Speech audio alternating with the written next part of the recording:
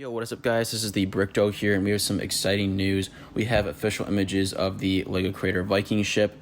So we knew this was coming for quite a while, and there have been some leaked blurry images of this box art for a little while as well, but now we have some much better images, and we can kind of go over everything about it. So still undisclosed whether this is going to be $120 or $100 in the US. I would guess 120, but it's uncertain as of this point. It also looks like the release date will be June 1st. This comes with 1,192 pieces, and just right off the bat and the looks of it, I think this is a very substantial set, and either at the $100 price point or $120, I think this is going to be a good seller, and I think that it's well worth its value in that. And one of the things I wanted to talk about with this is we had the original Vikings theme in 2005. I believe there's maybe one or two sets in 2006, but mostly in 2005. And although I was very young at that time, I do remember one of the things that stood out was they had the flip-up box where you could see more intricate details of the set, and you could also see every other set within the theme kind of placed on this Vikings map. So I thought that was really cool. And I think that's something that maybe they missed out on with this, including it in LEGO Creator, not as its own separate theme reboot. But honestly, I do think that there are some things that are going to compensate for that.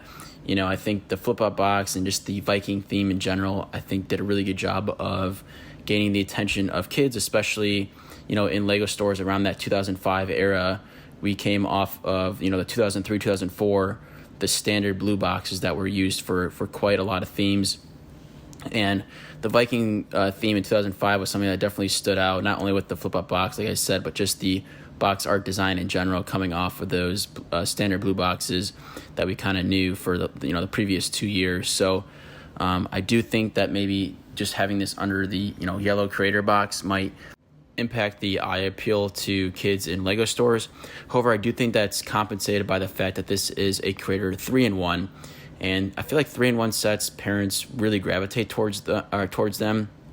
They just give more playability before your kid kind of gets tired of it and just kind of sets it away, right? So from a parent's perspective, I think that this is a big plus. A 3-in-1 Viking ship, is going to provide a lot of playability for their kid.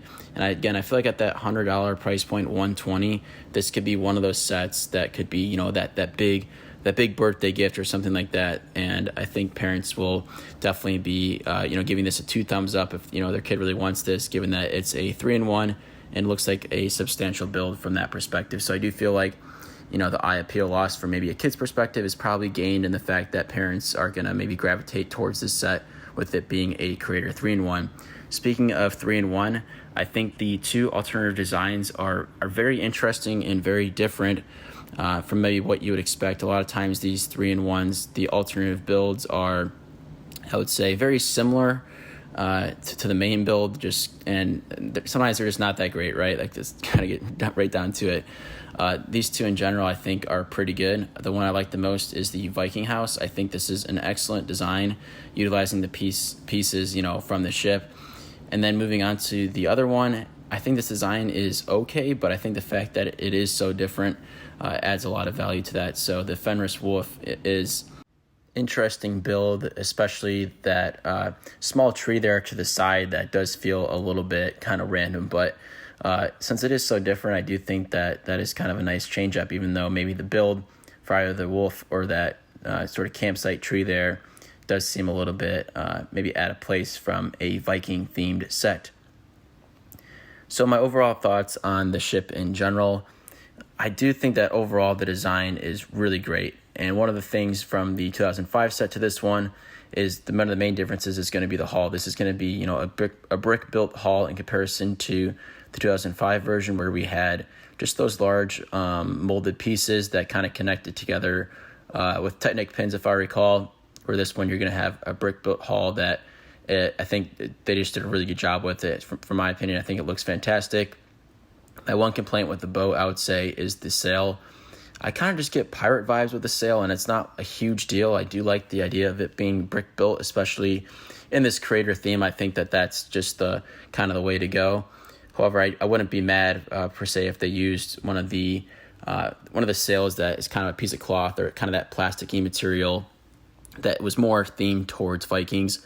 However, in Creator in general, we don't see a lot of specialized pieces for this set, so I'm not surprised they didn't go with either of those options. Speaking of specialized pieces, though, I did say that it's pretty rare for a Creator sets, but we do have a new hairpiece that's sort of also a Viking helmet, and it's a female hairpiece with a Viking helmet on it. And that's going to be new to this set, so interesting. We're getting a new molded piece in this Creator 3-in-1. That's a bit rare, but it is a nice add-on, especially if you're into those minifigure accessories. So overall, I think this set will do very well. I think parents will gravitate towards the fact that this is a 3-in-1 set, and I think the price point is pretty fair at either $100 or $120. Despite this being a very good set, in my opinion, I just don't think it'll make it, up on my wanted list enough to go ahead and buy this. But that's just how it goes sometimes. Anyway, let me know your guys' thoughts on this set in the comments below. If you guys are new here, don't forget to like, comment, and subscribe. And until next time, guys, this is the Brick Duo signing off.